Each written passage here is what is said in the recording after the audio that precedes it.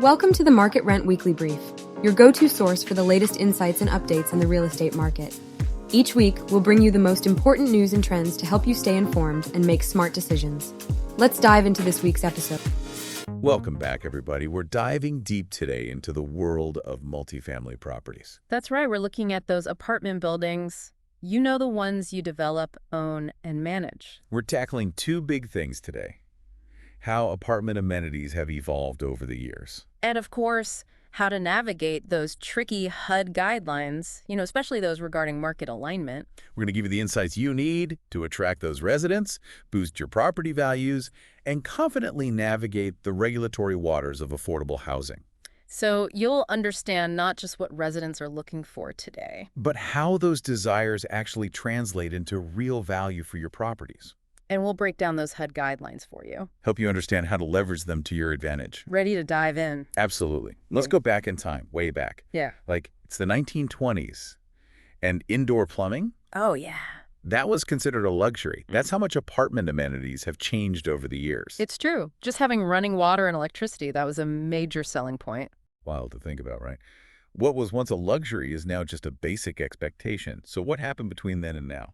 Well, after World War II, things like shared laundry rooms started popping up. Oh, okay. And dedicated parking, they became the norm. People had a little more leisure time. Right. And that led to a whole new era of amenities. Things like swimming pools, Exactly. fitness centers. The 60s and 70s were all about recreation and wellness. Right. That's reflected in the amenities that started popping up in apartment buildings. And developers started to realize that amenities could be a major competitive edge. Oh, absolutely. By the 80s, we saw business centers everywhere to cater to, the rise of personal computers. Right. Security features, too, like controlled access and security systems. Yeah, it became standard. And then the 90s and early 2000s, pet-friendly amenities just exploded. Oh, yeah.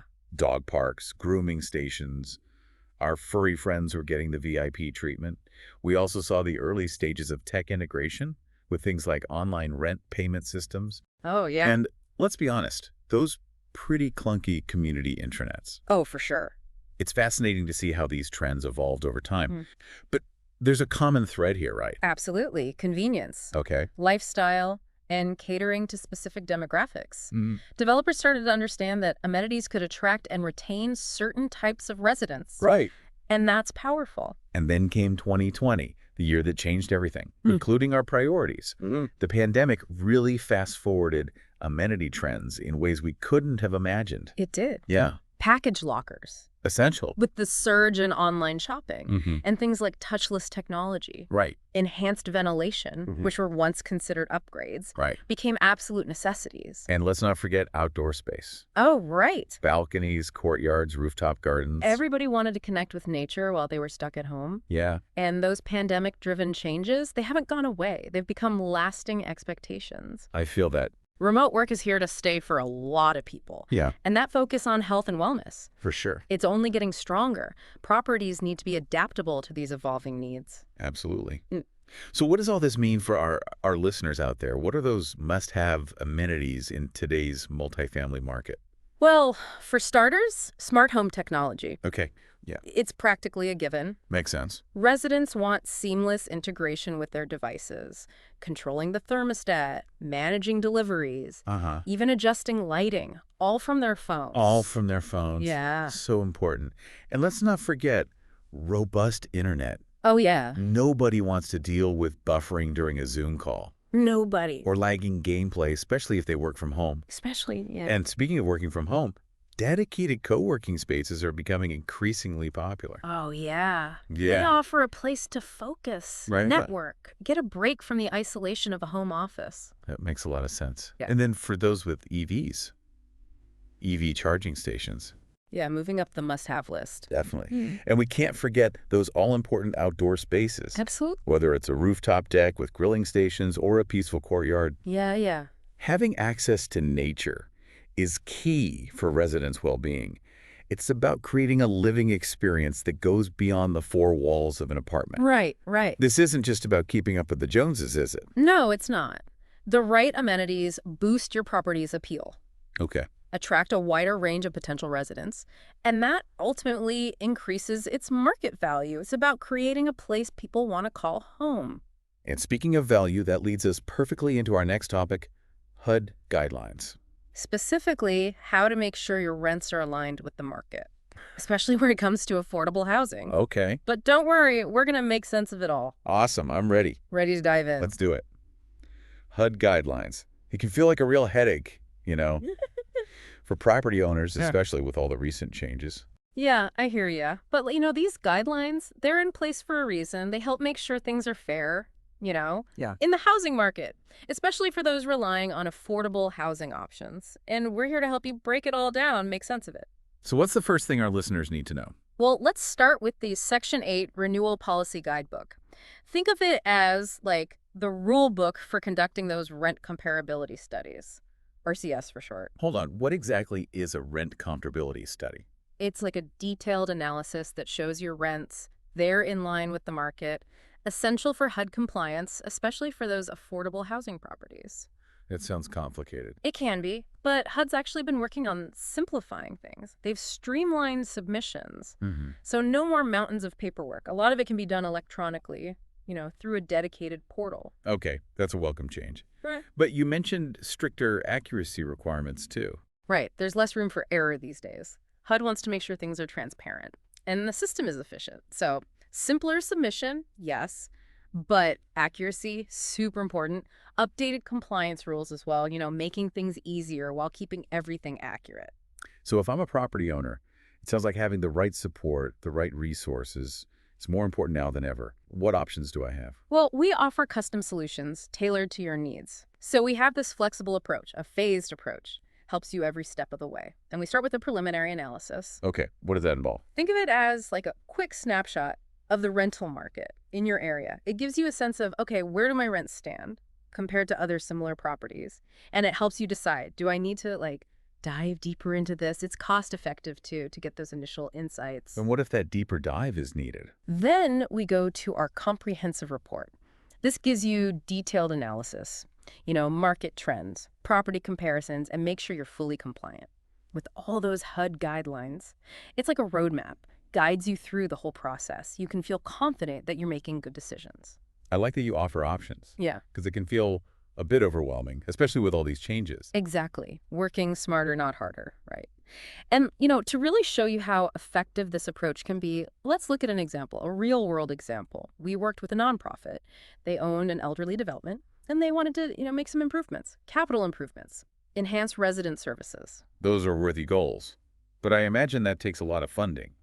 How did they make it happen? Well, they started with that preliminary analysis, sort of get a feel for their rental potential, understand, okay, are adjustments even feasible to support their plans? So they tested the waters. Exactly. Smart move.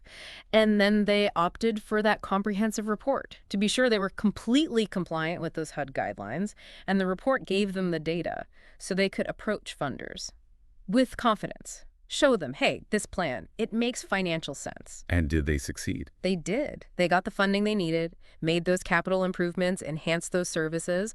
The quality of life for their residents, it went up. And it ensured financial stability for the property, too. Win-win. That's fantastic. Inspiring to see how understanding those guidelines and having the right support can make a difference. It really can. It's not just checking boxes. It's about, positive outcomes for everyone. All right, so we've walked through the evolution of amenities, explored those must-have features. We've even navigated the complexity of HUD guidelines with a focus on market alignment. We've covered a lot, but there's still so much to explore. What's next? What's on the horizon for multifamily properties? I know. Time to look ahead. See what the future holds for apartment living. Are you ready to dive into that? Oh, absolutely. Let's explore what's next. So let's shift gears a bit, look ahead. What's next for these multifamily properties? What trends are you watching when it comes to the future of apartment living? Oh, there's so much going on. It's hard to choose. But sustainability, I think we're going to see more and more of that. Eco-friendly features. Yeah. As people become more aware of their impact. Yeah, what kind of features are we talking about here? Solar panels, energy-efficient appliances, water conservation systems. Okay. Even green roofs. Oh, wow. Community gardens. It's not just good for the environment. It can also help save money, on operating costs. Absolutely. A win-win for sure. Yeah. Any other trends on your radar? I'm really fascinated by this focus on creating a more I guess you could say, holistic living experience. I like It goes beyond just having a place to sleep at night. It's about spaces and experiences, catering to all aspects of their lives, well-being, sense of community. I like that. Can you give us an example of what that might look like? Imagine a building with a rooftop garden, and it actually provides fresh produce to residents. Or a fitness center with personalized wellness programs, collaborative workspaces designed for, creativity and connection, maybe even on-site childcare to help those working families. Those sound amazing. Yeah. Seems like amenities are becoming less about luxury and more about providing real value, enhancing those day-to-day lives. Yeah, I think so. The key is to create a seamless experience, Right. integrated, something that really supports their well-being. Absolutely. If you could give our listeners one piece of advice to stay ahead of the curve in this constantly evolving world, what would it be? Don't be afraid to experiment. Get creative, get feedback from your residents. Try new things because it's changing all the time. Great advice. Well, we've covered so much today. From the evolution of amenities, those must-haves, navigating those HUD guidelines, market alignment, you name it. A lot of ground covered. And hopefully our listeners, those developers, owners, property managers, they got some valuable insights so they can build those thriving, profitable communities. For sure. But before we go, I want to leave everyone with one last thought. Technology is moving so fast. We have to ask ourselves, what role will human connection play in the multifamily communities of the future? How do we create those spaces that feel welcoming, where people really feel a sense of belonging? That is the question, isn't it? Striking that balance, between innovation and those spaces where people truly feel at home. Well said. Thank you for joining us on this deep dive into the world of multifamily properties. That's been a pleasure. And to our listeners, thank you for tuning in. We'll see you next time for more insights and explorations. Happy investing.